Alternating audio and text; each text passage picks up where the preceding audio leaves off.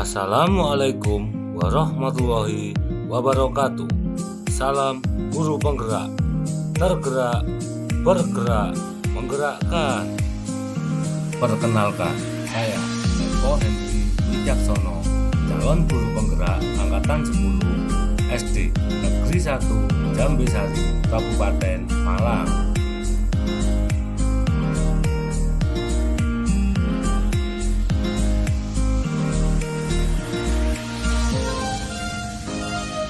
Assalamualaikum warahmatullahi wabarakatuh. Perkenalkan, saya Eko Hendri Wicaksono, CGP angkatan 10 Kabupaten Malang, SD Negeri 1 Jambesari. Di sini saya akan mewawancarai 3 kepala sekolah tentang cara pengambilan keputusan saat mereka dilematika. Terima kasih. Selamat menyaksikan. Salam guru penggerak, tergerak, bergerak, menggerakkan.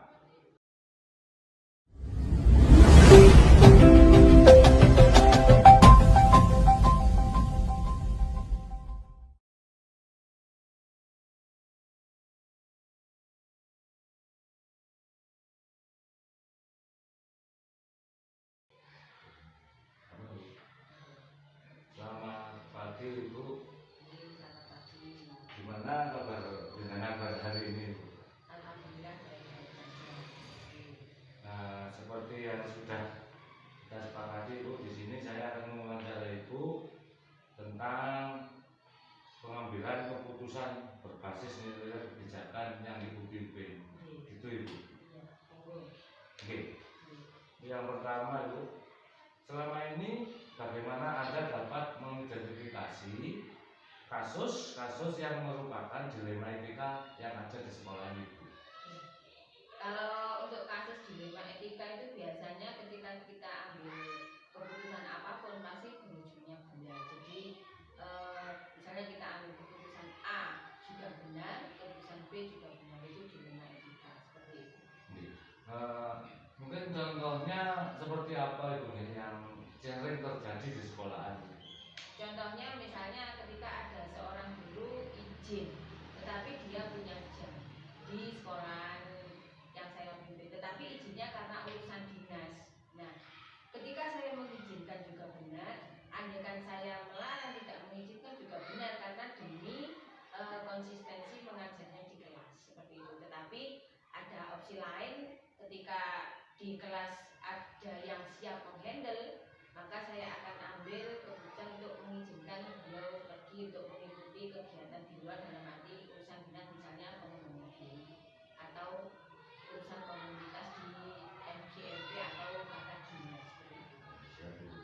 Berarti melihat kondisi yang akan dilakukan oleh anggota Ibu ya? Iya, seperti itu. Oke Bu, untuk yang kedua itu adalah selama ini bagaimana Ibu menjalankan pengambilan keputusan di sekolah Anda, terutama untuk kasus-kasus di mana ada dua kepentingan yang sama, benar atau sama-sama mengandung nilai-nilai kebijakan itu, Ya. seperti yang tadi Bu. Ya. Pertimbangan saya ketika saya mengambil keputusan benar di sisi A ataupun benar di sisi B, maka saya akan mempertimbangkan dampak positif mana yang jauh lebih besar. Seperti yang saya contohkan tadi, ketika saya mengambil keputusan mengizinkan seorang guru mengikuti kegiatan KKG, saya beranalisa bahwa ketika beliau mengikuti KKG, maka nanti dampak lebih besarnya ke lembaga juga banyak, karena perkembangan dari harapan korwil maupun dinas yang lebih tinggi pasti akan diimbaskan ke lembaga seperti itu. Tapi jika saya melarangnya untuk tetap di sekolahan, maka dampak yang diharapkan juga masih di lingkup sekolahan, tapi itu juga mengandung nilai keuntungan.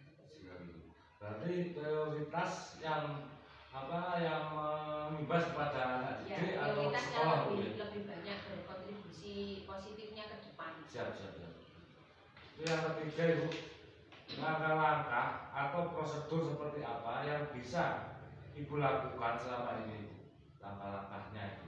Langkah-langkah mengambil keputusan. Ya. Saya akan menganalisa resiko maupun tantangan termasuk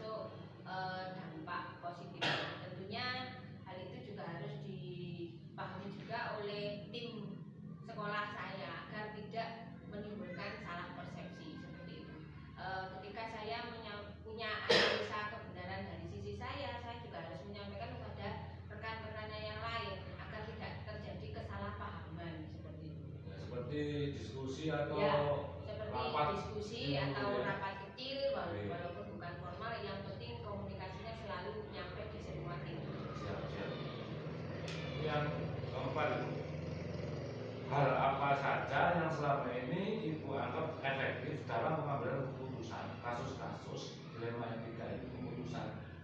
Yang saya anggap efektif adalah satu, mengandung kesepakatan bersama yang dipahami bahwa ada banyak sisi kebenaran yang kita dapat, seperti itu. Kedua, saya harus membuka komunikasi, sama-sama berkontribusi menganalisa baik dari tim guru maupun dari saya pribadi, sehingga kesepakatan itu tidak lahir secara sepihak. Siap. Seperti prinsip yang ada di sekolah itu memanusiakan manusia gitu atau siswa. Iya, termasuk dari siswanya jika memang terjadi hal yang harus melibatkan siswa. Siap.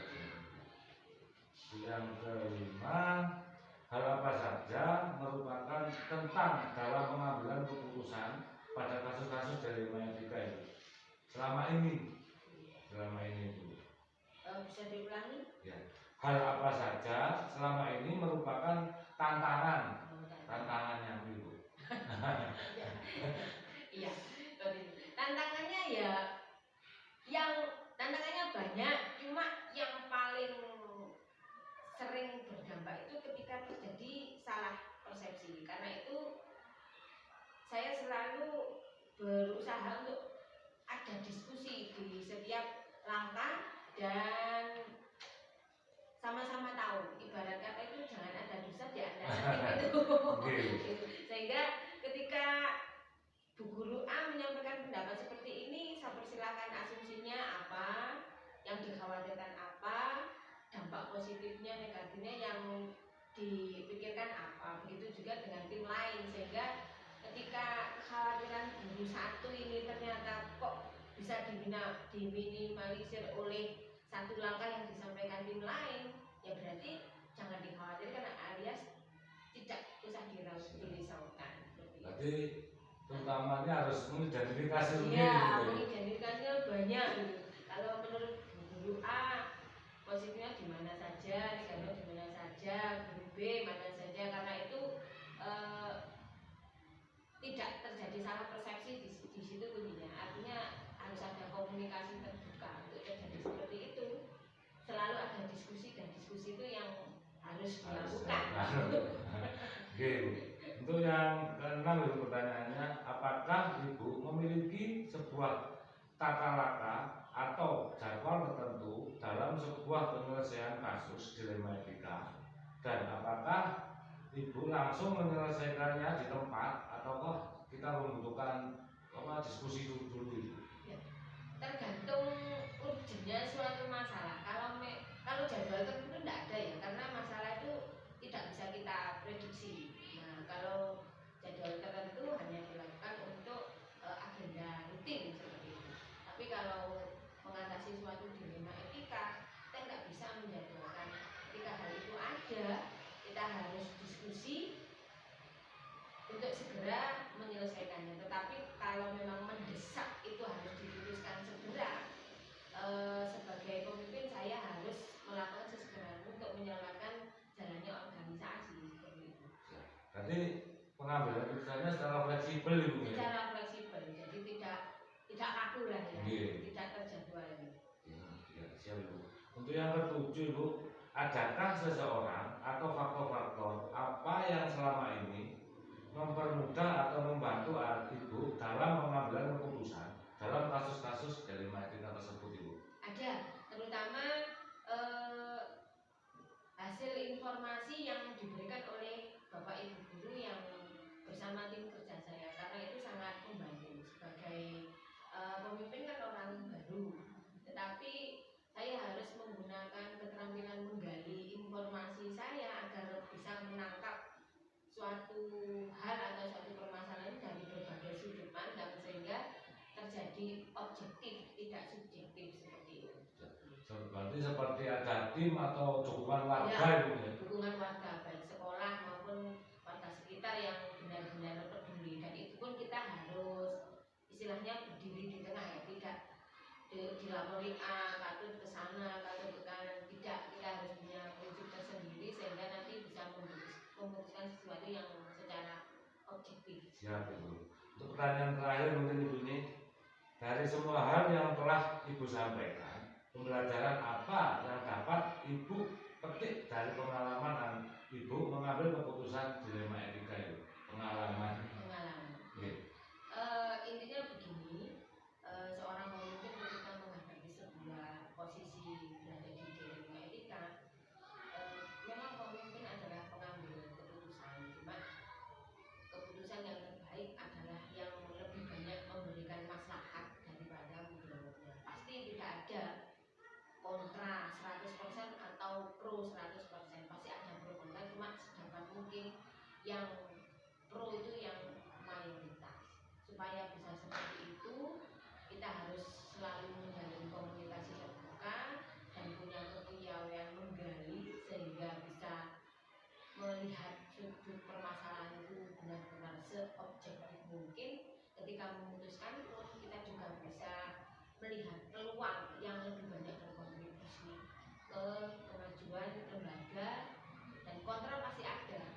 Dan di situ tantangannya adalah pemimpin harus bisa memahamkan mindset yang berbeda-beda itu tadi.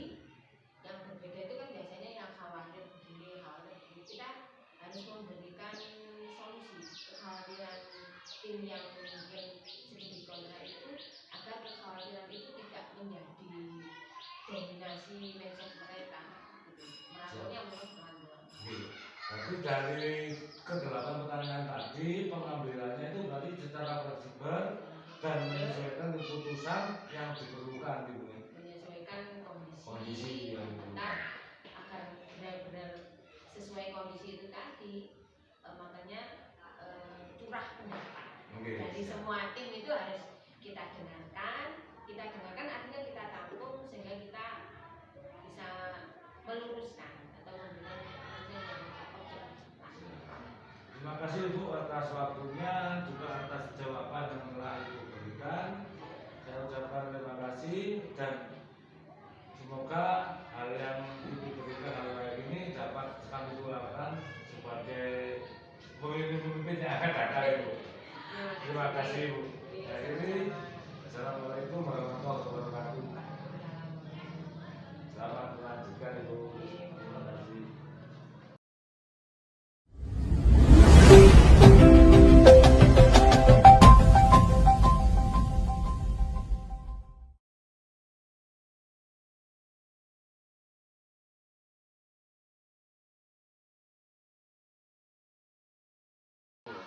Selamat pagi Ibu. Gimana kabar jenengan pada ini? Alhamdulillah sehat Ibu. Nah di sini saya akan mewawancarai Ibu tentang dilema etika Ibu yang ada di sekolah Ibu.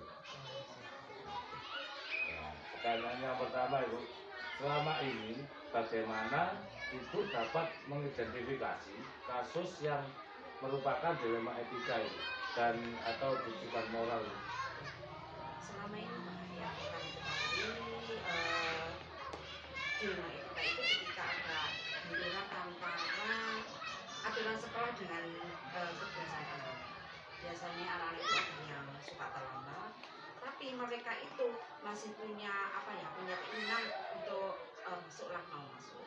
Dan juga biasanya anak-anak ada yang berkelahi atau olok-olokan dan sebagainya. Itu yang kami tahu seperti itu. Jadi seperti hal anak-anak bertengkar itu Bu ya? Ya. Itu keputusannya gimana? Ya. Yang kedua Ibu, selama ini bagaimana Ibu menjalankan pengambilan keputusan di sekolah Ibu, terutama untuk kasus-kasus di mana ada dua kepentingan yang sama benar atau sama-sama mengandung nilai-nilai yang kebijakan seperti anggota Ibu izin, tapi itu sangat memerlukan, sangat penting itu untuk kepentingan sekolah. Nah, biasanya kami itu berunding dulu Pak. Ya. Kita berunding dulu, nanti kita evaluasi dampaknya.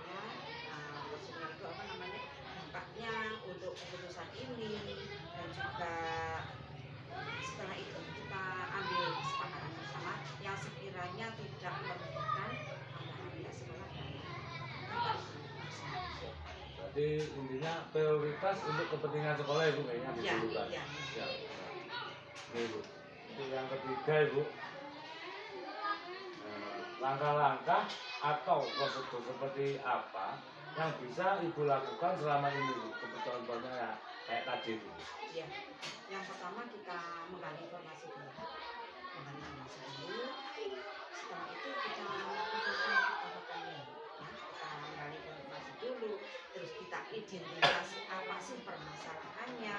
Setelah itu kita pertimbangkan. Kita pertimbangkan keputusan apa sih yang kira-kira akan kita ambil. Ya. Terus juga kita berdiskusi. Sekiranya keputusan tersebut itu tidak saling merupakan seperti itu. Jadi melalui justifikasi yang panjang dan keputusan bersama untuk kemajuan sekolah Ibu. Iya, iya. Termasuk itu nanti perencanaannya juga harus kita laksanakan sesuai dengan keputusan tersebut. Siap. Nah, yang keempat Ibu, sekarang hal apa saja yang selama ini Ibu anggap efektif dalam pengambilan keputusan pada kasus-kasus dilematika? Yang pertama Pak, kita itu seperti yang saya katakan tadi, kita identifikasi dulu informasinya jelas. Setelah itu kita akan melibatkan beberapa orang untuk mengambil keputusan. Kita saling berkomunikasi. Sekiranya keputusan tersebut Intinya apa memanusiakan manusia atau siswa Bu. Nah, kepentingan yang paling urgent yang mana, yang tidak yang mana yang harus didahulukan itu. ya, dan yang terpenting Pak, itu tidak melanggar aturan sekolah Siap. yang sudah kita sepakati bersama. Oke Ibu. Terima kasih. Untuk yang kelima Ibu, selanjutnya hal-hal apa saja yang selama ini merupakan tantangan Ibu. Ada tantangan keputusan Ibu untuk mengambil kasus-kasus dilema etika ini. Tantangannya itu. Tantangannya Pak ya, Oke. biasanya itu tantangan adalah kadang kita kan sempat juga bentrok dengan kadang wali murid Pak, Oke, siap. yang aturan sekolah itu seharusnya seperti ini, tapi wali murid itu ada beberapa wali murid yang tidak bisa melakukan seperti itu. Terus, tapi meskipun kita sulit mengambil keputusan, tapi sudah komitmen dari awal, sudah aturan harus kita Siap. kita patuhi, dan aturan itu pun sebetulnya tidak merugikan siswa, ya, tapi demi ketertiban dan kebaikan itu sendiri.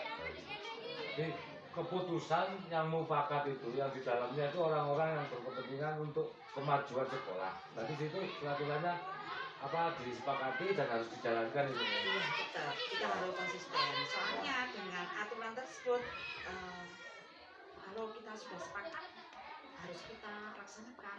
Itu demi kebaikan sekolah kita. Oke, terima kasih Bu. Untuk yang keenam,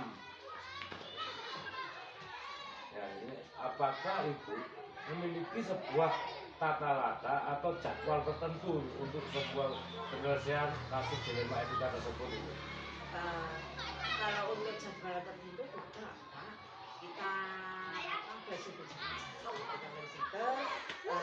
kita berusaha sekonsisten mungkin. Umpama ada apa tadi dilematika kita itu kita selesaikan dengan baik. Jadi tidak kita kondisional saja. Kondisional, ya, kondisional. Umpama nanti ada konflik, ya kita bagaimana caranya kita untuk mengatasi seperti itu. Berarti keputusan yang fleksibel untuk mendapat kebijakan atau mendapat keputusan yang terbaik Bu. Iya, iya, seperti itu. Nomor 6, nomor 7 sekarang ini. Adakah seseorang atau faktor-faktor apa yang selama ini memudahkan atau membantu Ibu dalam mengambil keputusan itu?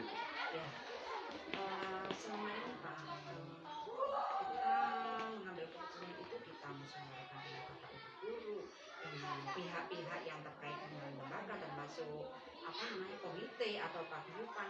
Tetapi kalau memang itu tidak bisa kita putuskan, kita juga nanti minta bantuan seperti ke pengawas atau ke polwil dan sebagainya, ke pihak-pihak yang terkait yang dapat membantu untuk kita menyelesaikan masalah tersebut. seperti lingkungan warga lingkungan sekolah ini Bu ya, juga dilibatkan untuk kemajuannya Bu. Ya, itu yang terpenting. Ya. Kita kerjasama dengan warga sekitar dan juga dengan orang tua. Terima kasih Bu. Untuk pertanyaan yang terakhir Bu, nah di sini dari semua hal tadi yang telah Ibu paparkan, pembelajaran apa yang dapat Ibu petik dari pengalaman pengambilan keputusan tersebut? Ya. Pelajaran yang kita itu tidak bisa membuat sendiri. Banyak pihak yang harus kita libatkan, banyak pihak yang harus kita ajak koordinasi agar keputusan tersebut tidak sampai berdampak negatif. Ya, kita musyawarah bersama, kita mengambil langkah yang terbaik demi kepentingan bersama. Ya. Berarti untuk pengambilan keputusan itu adalah menyesuaikan keputusan jika diperlukan Ibu ya. Iya, fleksibel. Fleksibel Ya, Ibu. fleksibel. Ya. Intinya fleksibel demi kemajuan bersama. Oke, terima kasih Ibu atas semua jawaban yang telah Ibu berikan. Semoga seperti kami agar bisa mendapatkan pembelajaran lagi dan semoga menjadi pemimpin yang akan datang Ibu. Amin, amin, amin ya. Semoga Pak Ibu sukses ke depannya menjadi pemimpin yang amanah. Siap Bu. Terima kasih Ibu. Yes. Saya akhiri Ibu. Assalamualaikum warahmatullahi wabarakatuh. Waalaikumsalam warahmatullahi wabarakatuh.